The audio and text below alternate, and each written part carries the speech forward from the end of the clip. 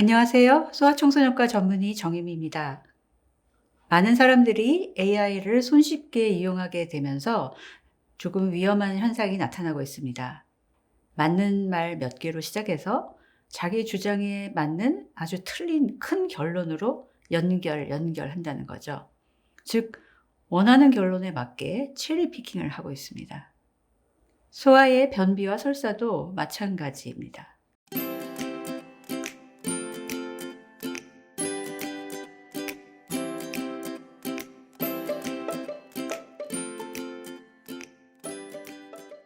첫째, 건강한 변이라는 기준은 휴지에 묻는지 안 묻는지로 진단하지 않습니다. 소화 변비는 딱딱하고 마르고 아프고 힘들게 나오는 변, 그리고 아기가 참는 행동으로 판단합니다. 둘째, 찌꺼기 줄이기는 변비와 설사의 표준 치료 원리가 아닙니다. 변비는 분변 매복, 통증, 배변 회피, 경고 신호를 보고 판단하고, 설사는 감염, 과당이나 유당의 문제, 염증이나 흡수 장애 등 그 원인별로 봅니다. 찌꺼기 한 단어로 정리된다면 소아과학 자체가 필요 없겠죠. 셋째, 식이섬유 얘기는 반만 맞는 것 같습니다. 소아변비에서 섬유소를 적정량 이상으로 훨씬 더 많이 먹는다고 치료가 더 잘 되는 건 아닙니다.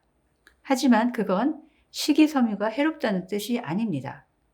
변비 예방과 치료의 기본은 아이가 연령에 맞게 충분한 섬유를 음식으로 먹는 것입니다. 넷째, 과일 주스나 과당이 지나치면 영유아가 설사를 할 수 있다는 건 맞습니다. 하지만 치료는 고기와 버터 위주 식단이 아니라 당이 많은 음료를 줄이고 지방과 섬유를 적절히 회복하는 것입니다. 다섯째, 소아 변비의 1차 치료는 저탄수화물 고지방 식단이 아니라 삼투성 완화제입니다. 쉽게 말해 장으로 물을 끌어와 변을 부드럽게 하는 약입니다.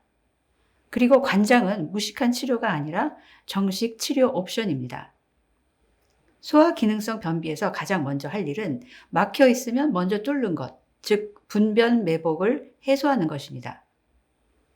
관장은 그럴 때 특수한 경우에 쓰는 정식 치료 방법입니다. 하지만 보통은 2차 치료법이고 영아에서는 쓰지 않고 만성 변비 치료에 계속 관장을 하는 것도 아닙니다. 여섯째, 고지방 동물성 위주 식단을 최고의 변비 해결법이라고 말할 근거는 부족합니다. 오히려 고지방 식단이 변비 신호와 연결되고 저탄수화물 고지방 식단이 변의 양과 일부 장내 대사산물을 줄인다는 연구 결과들도 있습니다. 변이 적게 나온다는 사실만으로 건강하다고 결론 내리면 위험합니다. 일곱째, 모유 먹는 아기 변이 무른 건 정상입니다. 그건 맞습니다. 그런데 그 이유가 동물성이라 찌꺼기가 없기 때문이 아니라 모유의 올리고당, 미생물, 지방 구조 같은 복합적인 이유가 있기 때문입니다. 같은 동물성이라도 분유를 먹는 아기들은 변이 훨씬 더 되직하고 입자가 굵은 걸 보면 왜 찌꺼기 없는 동물성이 말이 안 되는지 아시겠죠? 여덟째, 영아는 지방이 중요하지만 그게 곧 동물성 포화 지방을 많이 먹이라는 뜻은 아닙니다.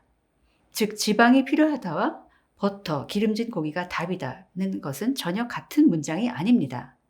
소아과학 공식 지침은 12개월 미만 영아에서 지방을 제한하지 않지만 동시에 2세 이후에는 포화 지방을 10% 미만으로 제한하는 방향입니다. 소아의 변에 있어서 부모님들은 마지막으로 한 가지 문장만 기억하시면 됩니다. 건강한 변의 기준은 찌꺼기가 있느냐가 아니라 안 아프게 잘 나오느냐입니다. 그리고 변에 피가 보이거나 체중이 줄거나 계속 배를 아파하거나 토하거나 또 배가 심하게 불러오거나 변비나 설사가 오래 가면 유튜브를 볼 것이 아니라 병원에 진료를 받으세요. 이런 문제를 폐기물 줄이기 한 줄로 설명하는 순간 부모는 아주 시원하고 쉬워지겠지만 아이는 위험해질 수 있습니다.